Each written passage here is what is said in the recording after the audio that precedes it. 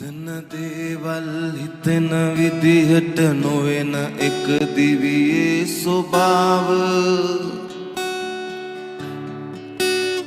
අඳුරු මතකය වසා දමනවා කාලයාගේ වැලි තලාව හිතට හුරු කරවා හිනාවෙන් රිදෙන වග සංගවන කලාව